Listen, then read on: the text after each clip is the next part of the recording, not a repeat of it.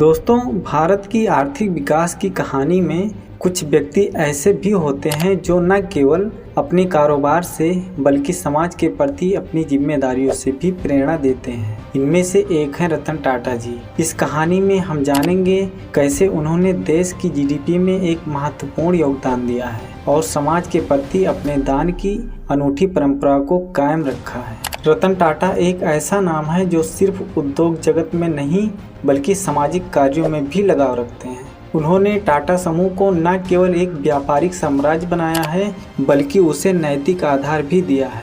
उनकी सोच का मुख्य उद्देश्य हमेशा से देश की उन्नति रहा है। दोस्तों, क्या आप जानते हैं कि रतन टाटा अकेले लगभग 4% देश की जीडीपी में योगदान करते हैं। ये आंकड़ा वास्तव में चौंकाने वाला है। उनके नेतृत्व में टाटा समूह ने कई ऐसे उद्योग स्थापित किए हैं जो न केवल रोजगार प्रदान करते हैं बल्कि राष्ट्रीय विकास में भी सहायक होते हैं। हर साल रतन टाटा लगभग 50,000 करोड़ रुपए का टैक्स सरकार को देते हैं। यह राशि पूरी असम, हिमाचल प्रदेश, ओडिशा और गोवा जैसे राज्यों के कुल टैक्स संग्रह से भी ज़्यादा है। यह दिखाता है कि टाटा समूह न केवल अपने लिए बल्कि देश के विकास के लिए भी कितनी गंभीरता से कार्य करता है।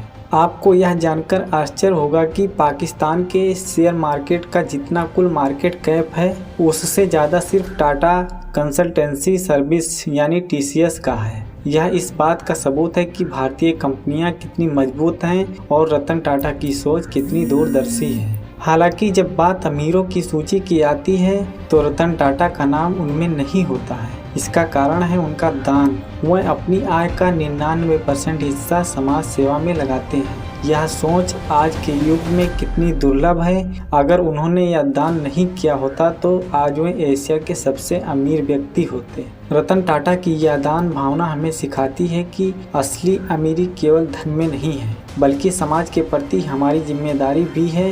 उन्होंने हमेशा यह कहा है कि एक उद्योगपति का कर्तव्य केवल लाभ कमाना नहीं है बल्कि समाज के उत्थान के लिए भी कार्य करना है। उनकी कहानी हर एक व्यक्ति के लिए प्रेरणा का स्रोत है। रतन टाटा ने हमें सिखाया है कि असली सफलता तभी मिलती है जब हम अपने साथ साथ दूसरों के कल्याण की भी सोचते हैं। तो दोस्तों, रतन टाटा की कहानी हमें यह बताती है कि हम सभी अपने सामर्थ्य के अनुसार समाज में योगदान देना चाहिए। एक सच्चे उद्योगपति होने के नाते रतन टाटा ने हमें सिखाया है कि हम अपने धन का उपयोग केवल व्यक्तिगत लाभ के लिए नहीं बल्कि समाज की भलाई के लिए भी कर सकते हैं। रतन टाटा जैसे व्यक्ति की कहानी हमें यह प्रेरणा देती है कि हमें भी अपने आसपास के लोगों और समाज के लिए कुछ करने का प्रयास करना चाहिए। उनके जीवन से हमें सभी को यह सीखने की आवश्यकता है कि असली संपत्ति वही है जो हम दूसरों के लिए करते हैं। दोस्तों, आपको कहानी कैसी लगी कमेंट करके जरूर बताएं और वीडियो को लाइक कीजिए।